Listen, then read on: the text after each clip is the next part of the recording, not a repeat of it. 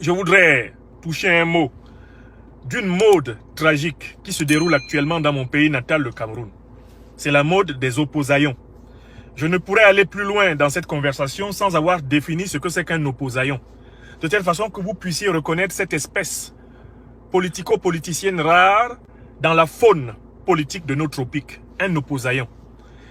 Un opposaillon est un individu sans consistance idéologique, sans consistance intellectuelle, sans consistance professionnelle, sans consistance morale, et encore pire, sans consistance spirituelle, c'est-à-dire qui existe sur la terre sans savoir pourquoi, qui est recruté par un régime dictatorial pour, dans un premier temps, donner l'impression qu'il s'oppose à la dictature, afin d'attirer l'opinion de l'opposition, l'opinion populaire vers lui. Une fois que cet individu a procédé à cette captation, sous la bienveillance de la dictature, cet individu commence alors à démolir du mieux qu'il peut l'opposition authentique pour le compte de ses maîtres. C'est ce que nous avons appelé les infiltrés. C'est ce que nous avons appelé les entristes. Et c'est pour cela que nous avons créé le concept de positionnant, pour les distinguer des opposants. Ce ne sont pas des opposants, ce sont des positionnants. C'est-à-dire des gens qui sont à la recherche d'une position. Et pour cela, qui sont chargés par la dictature de jouer à l'opposition, de jouer aux opposants, pour distraire l'opposition, pour distraire le peuple, avant de mériter leur récompense, à savoir une nomination dans l'un de ces postes criminels, boustifailleurs, ces postes à bouillabaisse de nos satrapies reptiliennes, de nos monarchies tropicales, eh bien, ces postes sur lesquels ils s'asseyent et à partir desquels ils commencent à voler comme leur chef.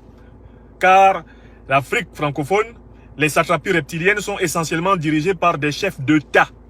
Vous connaissez l'expression, qui sont des voleurs et des criminels impénitents, protégés par la tutelle néocolonialiste française, protégés par l'industrialisation du tribalisme dans chacun de nos pays, protégés par l'expansion de l'ignorance, l'analphabétisation de masse. Ces individus-là travaillent essentiellement avec des positionnants ou des opposaillons. Je recommence et je résume la définition de l'opposaillon ou positionnant. En tout cas, le pseudo-opposant. C'est un envoyé du régime dictatorial, du régime despotique et corrompu, du régime illégitime et profondément illégal de n'importe lequel de nos pays où la démocratie et l'état de droit n'existent point. On crée cette espèce d'individu quand le parti au pouvoir a perdu la capacité d'entretenir des sections partout où il y a de la population nationale. On les crée et on leur demande d'assumer une mission en 3 étapes. Première étape, donner l'impression de se solidariser avec le peuple et notamment de rejoindre l'opposition radicale. D'ailleurs, être les plus radicaux des opposants. Être ceux qui promettent la guerre civile pour le lendemain matin. Être ceux qui promettent l'assassinat, ceux qui disent qu'ils vont tirer une balle ici, dans le front du président de la République. Bananière en question. Comme un certain bipolaire de New York le fit à Yaoundé, alors qu'il s'agissait d'un spectacle. On leur demande d'être les plus extrémistes possibles, de menacer le chef des services secrets, de menacer le chef d'état-major, de menacer le président, et même d'attaquer la femme du soi-disant président, librement en pleine capitale. On leur demande de procéder à tous les outrages pour que le peuple dise « Ah oui, enfin un vrai opposant. Ah non, ça c'est du garçon. » Une fois que cette phase-là est atteinte, il passe à une deuxième phase. Par petits bouts, il commence à s'attaquer à la véritable opposition, c'est-à-dire à ceux de leurs compatriotes qui sont véritablement capables d'apporter une alternative à la politique dictatoriale criminelle incompétente, à la politique ténébreuse régnante. Ils sont chargés de commencer à critiquer certains aspects de l'opposition et l'essentiel étant de faire passer les véritables leaders de l'opposition, les véritables penseurs de l'opposition, les véritables figures de l'opposition comme étant incapables d'incarner l'alternance. Ça, c'est leur deuxième mission, c'est la phase 2. Vous les reconnaîtrez à ça. Ils commencent par être des radicaux anti-pouvoir et ensuite ils deviennent progressivement des radicaux anti-opposition. Est-ce que c'est propre? Et puis troisième phase, tout d'un coup, paf, on les nomme dans le pouvoir.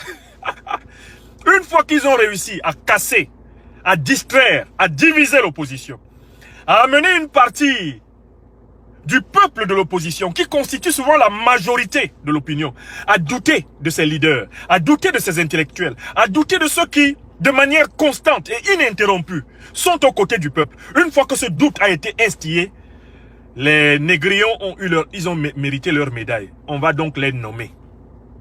Certains sont nommés recteurs d'université, d'autres sont nommés ministrons délégués, comme le fameux Jean de Dieu Momo, alias Jean du Diable Moumou.